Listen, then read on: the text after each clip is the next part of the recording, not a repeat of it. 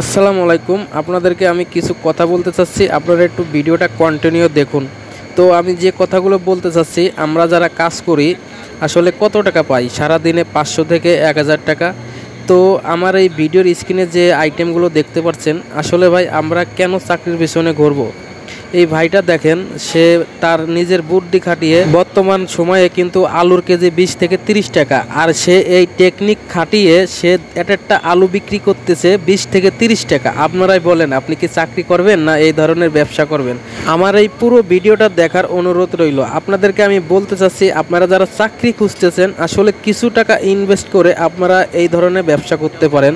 এই ভাইয়ের মতন, এই ভাই কিন্তু একসময় বেকার ছিল, বর্তমান কিন্তু সে বেকার না। তার দৈনিক ইনকাম 4 থেকে 5000 টাকা। তাহলে তার মাসিক ইনকাম কত? আপনারা ক্যালকুলেটরে হিসেব করে আমার কমেন্ট বক্সে লিখে যান।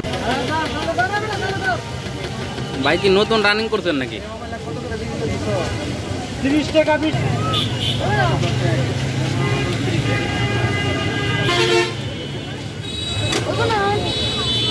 তেল খায়, মশলা খায়, কত প্রসেসিং আছে একটা আলুর পিছনে। তারা যদি 5-7 টাকা লাভ করতে চায়, এটা মানুষের চোখে বাজে। 20 টাকা কেজি আলু, 1 কেজি আলু তো 10টা আলু এগো হয়েছে লাগে আমার। যেমন খায় গ্যাস না, সোলা হিট কম আর বাইরে 16 মিনিট।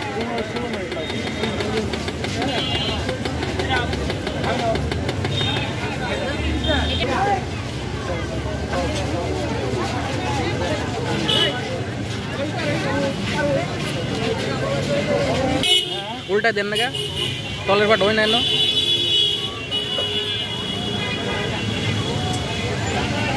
ভাই এনতেটা দিয়ে না মারে 20 টাকা রাখেন ভাই।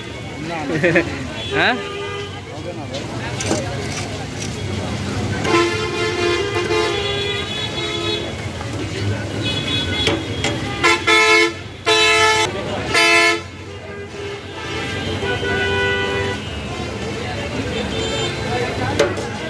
নতুন রানিং করতেন? নতুন